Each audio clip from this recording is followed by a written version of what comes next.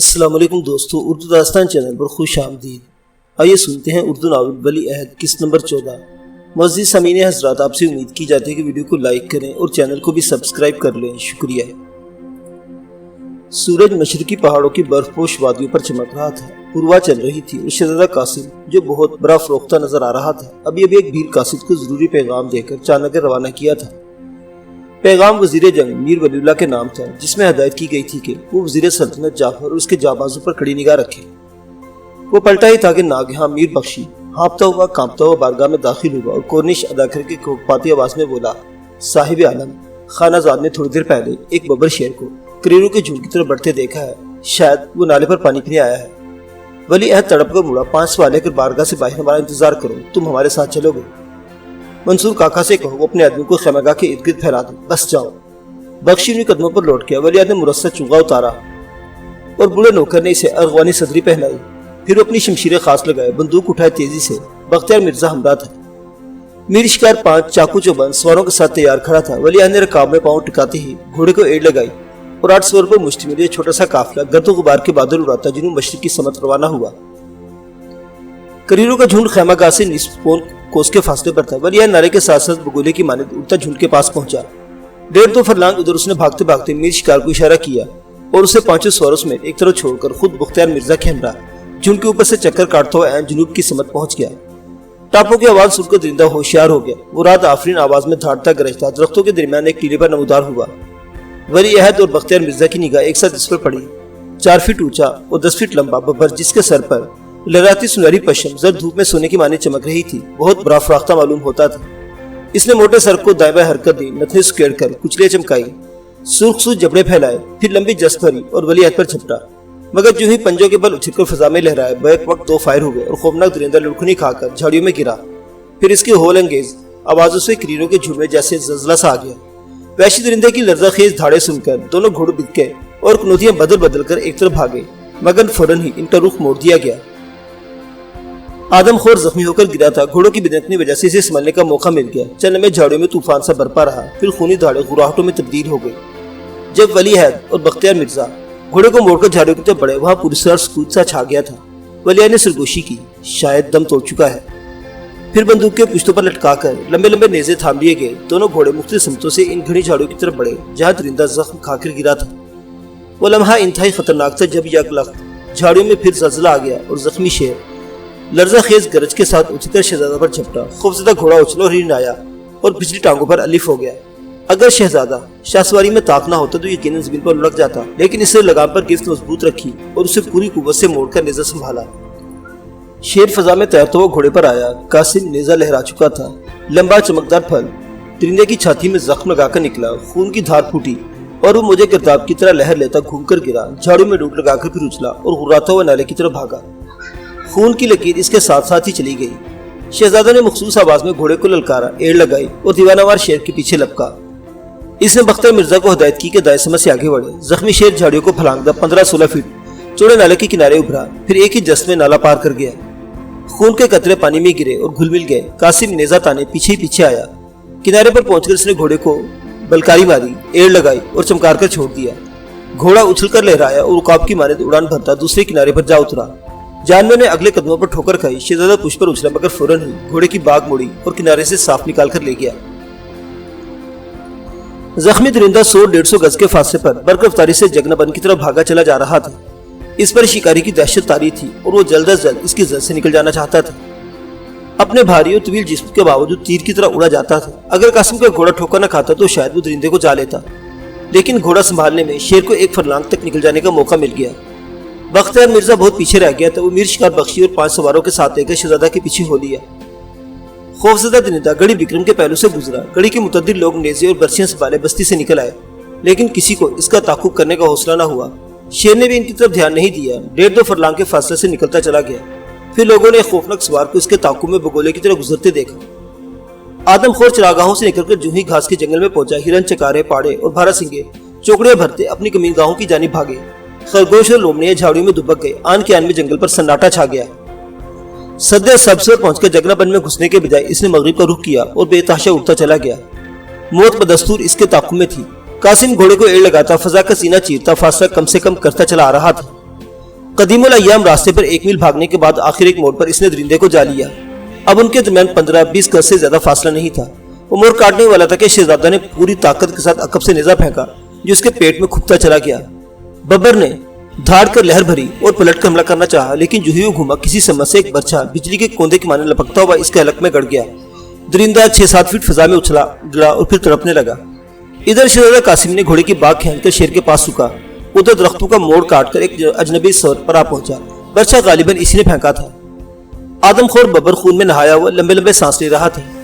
شہزادہ نے اجنبی سوار کو حیرت و تعجب سے دیکھا، دونوں کی نگاہیں ٹکرائیں، آنکھیں چاروں ہوئی اور قاسم محسوس کیا کہ اس کی آنکھوں سے سحر و طلسم کی کرنیں سی پھوٹتی ہیں اور اس اپنے چہرے پر سرخ پٹکا لپیٹ رکھا تھا، مگر سرخ پٹکا کے درمیان سے اس کی سحر انگیز غزالی آنکھیں جو اپنے آخری گوشوں تک وا تھیں اسرار عشق کی کہانیاں سنا رہی تھی۔ شہزادہ مسرور و متحیر کھڑا اسے دیکھتا رہا، پھر اس کے ہونٹ تھرائے۔ میرے شکار پر برچھا تم نے پھینکا تھا؟ بے شک، یہ جرت میں نے کی تھی۔ فضا میں جادو کی گھنٹیاں سی بجو تھی، کتنی سریلی اور مترنم آواز تھی۔ آواز جادو کی لہریں بن کر اس کی سماعت سے ٹکرائی اور وہ حیرت زدہ لہجے میں بولا، کون ہو تم؟ شہزادہ کی آواز میں ایک نامعلوم سی لرزش تھی۔ گھوڑا ابھی تک ہانپ رہا تھا اور خود اس کا سانس بھی پھولا ہوا تھا، لیکن آواز کی لرزش اس کی نئی پریشانی کی خبر دے رہی تھی۔ جواب میں اجنبی سوار نے ہاتھ بڑھا کر اس شفق کو ہٹا دیا جس نے چاند کو چھپا رکھا تھا، اور شہزادہ گھوڑے کی پیٹھ پر اچھل کر رہ گیا۔ وہ سچ مچ ایک لڑکی تھی، چاند کا ٹکڑا نہیں، چاند جس کی پیشانی پر ہلال کا ایک ہلکا سا نشان تھا، جس کی عمر 19-20 سال کے درمیان رہی ہوگی، مگر وہ کتنی دلیر و بہادر تھی۔ اس کا پھینکا ہوا برچھا اے نشانے پر بیٹھا اور ایک انگل تک درندے کے حلق میں کھپ گیا تھا۔ وہ کون ہے؟ اس خطرناک جنگل کے کنارے کنارے یکو تنہا کہاں سے چلی آتی ہے؟ اس کے بدن پر خانہ بدوش لڑکیوں کا مخصوص لباس تھا اور کانوں میں چاندی کی بڑی بڑی گول مدور بالیاں جو اکسار چھتی تھی، اور وہ بھی حیرت پاش نظروں سے شہزادہ کو دیکھ رہی تھی۔ تم نے بتایا نہیں، کون ہو تم؟ میں شہزادی ہوں۔ شہزادی؟ کس ملک کی شہزادی؟ خانہ بدوش لڑکی کے ہونٹوں سے بے اختیار ہنسی کا فوارہ ابل پڑا اور شہزادہ کو یوں لگا جیسے پاس ہی پھولوں کی چھاگلیں بج اٹھی ہوں۔ میں کسی ملک کی شہزادی نہیں، بلکہ میرا نام شہزادی ہے۔ بڑا خوبصورت نام ہے، مگر تم کون ہو؟ ایک شکاری۔ کہاں سے آئے ہو؟ چاند نگر سے۔ چاند نگر کا نام سن کر خانہ بدوش حسینہ کا چہرہ چمک اٹھا۔ اکیلے ہی؟ نہیں، ساتھی پیچھے رہ گئے تھے، بس آتے ہی ہوں گے۔ معلوم ہوتا اس درندے کا بہت دور سے پیچھا کرتے آ رہے ہو، شاید پہلے ہی زخمی تھا۔ ہاں، میں نے آج سویرے اپنے ساتھیوں کے ہمراہ اسے روہی نالا کے کریروں کے جھنڈ میں گھیر لیا تھا۔ یہ زخم کھا کر جگنا بن کی طرف بھاگا، پھر اس طرف ہو لیا۔ روہی نالا؟ خانہ بدوش ناظرین نے زیر لب دہرایا۔ یقیناً اس نوجوان کی بہادری اور دلیری پر حیران تھی جو 10-12 کوس سے تنہا ایک غیر معمولی کا درندے کا تعاقب کرتا آ رہا تھا، اور اس کے سرخ ہونٹ تھرتھرائے۔ بہت بہادر ہو تم، شہزادہ نے مسکرا کر جواب دیا۔ بہادر میرا نام ہے۔ خانہ بدوش لڑکی اب اس کی باتوں سے دلچسپی لے رہی تھی، سے پوچھا، چاند نگر میں کیا کرتے ہو؟ شاہی فوج کا سپاہی ہوں۔ اس نے یہ بہانہ پہلے ہی سوچ لیا تھا، کیونکہ چاند نگر کے سپاہیوں کو شکار کی تربیت بھی دی جاتی تھی۔ غالباً اپنی شاہی حیثیت کا اظہار کر کے خانہ بدوش لڑکی کو متوحش نہیں کرنا چاہتا تھا، پھر بھی اس کے ساتھ ایسی بے تکلفی سے ہرگز گفتگو نہ کرتی۔ مگر وہ حیران تھا، خانہ بدوش ایسی شائستہ گفتگو کب کرتے ہیں؟ شکار کی تربیت حاصل کرنے آئے ہو؟ نہیں، شکار کرنے۔ اس ببر نے گڑی بکرم کے علاقہ میں تباہی پھیلا رکھی تھی۔ چند روز پہلے چاند نگر کا ایک بھیل سردار اس کا شکار ہوا۔ چاند نگر کے بھیلوں میں تہلکہ مچ گیا اور ان کا سردار جو شاہی مقرب بھی ہے اپنے سواروں کو لے کر آدم خور کے شکار کو نکلا۔ میں اسی کے ساتھ آیا ہوں۔ مگر تم تو بھیل نہیں، میں تو ایک سپاہی ہوں۔ پھر قاسم کچھ سوچ کر بولا، لیکن تم، میرا مطلب ہے تم اس جنگل میں تنہا۔ خوبصورت لڑکی ایک ثانیہ کچھ سوچتی رہی، پھر کہنے لگی، میں خانہ بدوشوں کے سردار جگو کی بیٹی ہوں۔ میرا بچپن انہی جنگلوں میں گزرا ہے۔ کئی سال پہلے بابا مجھے گڑی رمبور لے گیا تھا، وہاں میں نے پرورش پائی۔ آج ہم اس علاقے میں آئے ہیں۔ مگر تمہارا بابا کہاں ہے؟ میں بابا سے بچھڑ گئی ہوں۔ اس نے اندازے دلربائی کے ساتھ بالوں کی اس شریر لٹ کو پرے ہٹایا جس کے شاہ بھی مکھڑے پر بکھر گئی تھی، پھر کہنے لگی، کوسی ندی عبور کرنے کے بعد میں نے ایک بڑا ہی خوبصورت باراسنگا دیکھا۔ جی میں ایک من پھینک کر اسے زندہ گرفتار کرنا چاہیے۔ بابا نے بہت روکا، مگر میں نے گھوڑا اس کے تعاقب میں ڈال دیا۔ 2-2.5 میل تک میرے آگے آگے بھاگتا آیا۔ ایک مرتبہ کمند میں آتے آتے رہ گیا، پھر اس نے کنی کاٹی اور جنگل میں جا گھسا۔ میں ہولی ہولی چلنے لگی کہ بابا بھی آ جائے گا، مگر یہ اچانک ببر نظر آیا جو تم پر حملہ آور ہوا تھا۔ میں نے برچھا ہی کھینچ مارا، اتفاق سے وہ نشانے پر بیٹھا۔ نہیں، محض اتفاق نہیں ہو سکتا، تمہارا نشانہ فی الواقع بہت اچھا ہے۔ ابھی شہزادہ کی بات جاری تھی کہ عقب سے ٹاکو کی آواز بلند ہوئی۔ اس نے گردن پھیر کر دیکھا، بختیار مرزا سر پر چلا آتا تھا۔ بخشی اور 5 سوار کم و بیش 20 میل دور ہوں گے۔ بختیار مرزا نے آتے ہی سب سے پہلے لڑکی، پھر آدم خور کی لاش دیکھی، پھر پلکیں جھپکاتا ولی عہد کے قریب آیا جیسے پوچھ رہا ہو، صاحب عالم یہ کیا قصہ ہے؟ ولیعہد نے خود بھی موقع کی نزاکت کو بھاپ لیا۔ وہ خانہ بدوش حسینہ سے مخاطب ہو کر بولا، یہ میرا دوست گلباز ہے، میرے ساتھ شاہی فوج میں ملازم ہے۔ بختیار نے پھر پلکیں جھپکائی۔ اب ولیعہد اس کی طرف متوجہ تھا۔ اس نے بتایا، یہ لڑکی خانہ بدوشوں کے سردار جگو کی بیٹی ہے، نام شہزادی ہے۔ نیزے کی زخم کھا کر بفرا ہوا درندہ مجھ پر حملہ کی پلٹا تھا۔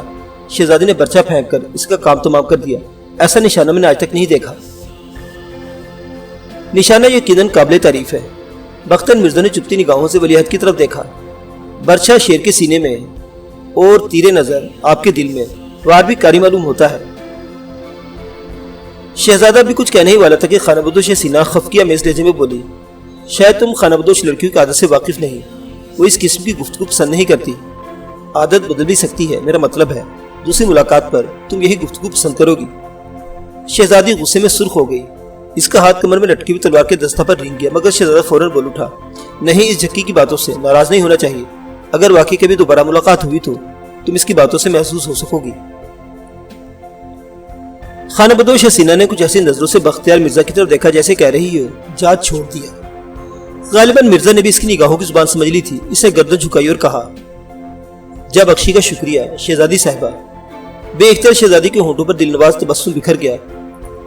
اسی لمحے دور درختوں کے موڑ سے ایک بڑا سنگا چوکڑے بھرتا نکلا۔ ایک ادھیڑ عمر خانہ بدوش جس نے شہزادی کی طرح چہرے پر پٹکا لپیٹ رکھا تھا، اس کے پیچھے پیچھے نمودار ہوا۔ وہ یقیناً سردار جگو کے علاوہ اور کوئی نہ تھا۔ وہ اس عمر میں بھی صحت مند، توانا اور چاقو چوبند نظر آ رہا تھا۔ رنگ آج بھی تانبے کی طرح دمک رہا تھا۔ بازو میں جوانی کا کسبل اور آنکھوں میں چیتے کی سی تندی اور وحشت موجود تھی۔ خانہ بدوش نازنین شکار اور شکاری کو دیکھ کر چونک اٹھی اور گھوڑے کی پیٹھ پر اچھل گئی۔ یہ تو وہی چیتر ہے جو جنگل میں جا گھسا تھا۔ خوفزدہ جانور جو بے تحاشا اسی رخ بھاگا آ رہا تھا، بیک وقت 3 سواروں کو دیکھ کے دوری سے ٹھٹکا، مرا اور ترارا لے کر دائیں سمت گھاس کے میدان میں نکل گیا۔ سردار جگو بھی کمند اٹھا اس کے پیچھے تھا اور اس کے انداز سے صاف معلوم ہوتا تھا اسے دوڑا دوڑا کر تھکا دینا چاہتا ہے۔ وہ بھی 30-40 گز کے فاصلے سے بجلی کے کوندے کے مانند لپکتا چلا گیا۔ خانہ بدوش حسینہ نے ایک کے بعد دیگرے انہیں رخ کاٹتے دیکھا اور کہنے لگی، بابا اسے گرفتار کیے بغیر نہ چھوڑے گا، اب میں بھی جاؤں گی۔ یہ کہہ کے اس نے گھوڑے کو ایڑ لگائی اور جنوبی میدان کی جانب بھاگ اٹھی۔ گھوڑا اشارے پاتے ہوا ہو گیا اور وہ دونوں حیران و ششدر اسے دیکھتے ہی رہ گئے، جیسے کہ پرندہ اچانک ہاتھوں سے نکل کر فضا میں اٹھ جائے۔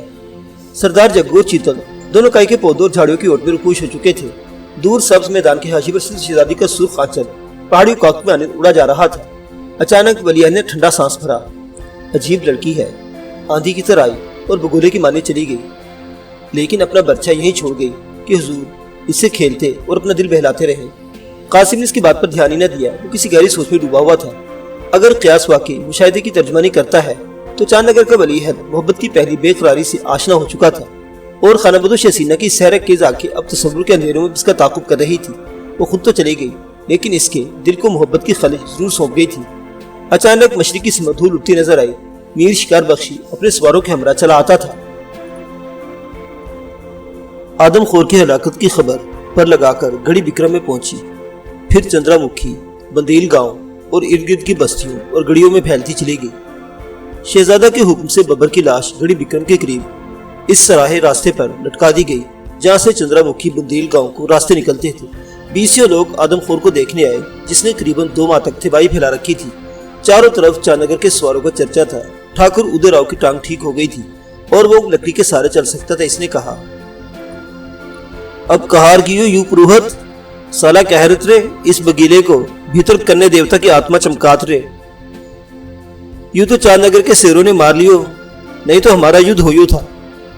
بظاہر ولیعہد کی آمد کا مقصد پورا ہو گیا تھا اور بھیل سواروں کی محبت و عقیدت دو چند ہو گئی تھی، لیکن ان کے جوان سردار منصور کو ابھی تک اپنے حیدری چچا کی لاش کا کوئی کھوج نہ مل سکا تھا۔ عام خیال یہ تھا کہ کوئی درندہ اسے گھسیٹ کر لے گیا ہوگا۔ 100 گوار بھیل سپاہی واپسی کے لیے تیار بیٹھے تھے، مگر شیر کی ہلاکت کے دوسرے روز بھی ولیعہد نے واپسی کے متعلق کوئی حکم نافذ نہ کیا۔ وہ گلال بار میں پڑا شطرنج کھیلتا رہا، موسیقی سے جی بہلاتا رہا، یا اسرا پردہ کے دریچوں میں کھڑا بے قرار فضاؤں اور خلاؤں میں گھومتا رہا۔ صرف بختیار مرزا اس کے پاس تھا، اسے توجہ دلائی۔ صاحب عالم، اب چاند نگر کی واپسی میں دیر نہ ہونا چاہیے، جشن جلوس کی تاریخ نزدیک ہے۔ پھر آپ اس دشمن کو کیوں بھول گئے جس نے ان جنگلوں تک ہمارا تعاقب کیا اور آپ کو زہر اور خنجر سے شکار کرنا چاہا؟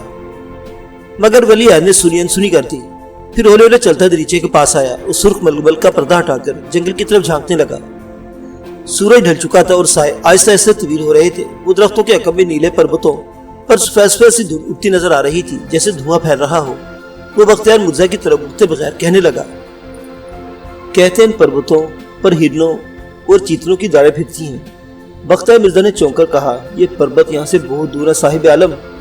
फिर हम तो आदमखोर शेर को हला करने आए थे, आज भीलों ने इसकी खाल भी खींच ली होगी। हम इस इलाके के चीतल और चिकारे जरूर गिरफ्तार करेंगे और इन्हें चानगर ले जाएंगे। या वहशत! बख्तियार मिर्जा की बात मुंह में ही रह गई। शहजादा तेजी से मुड़ा, फिर इसने गोंग पर ज़रब लगाई।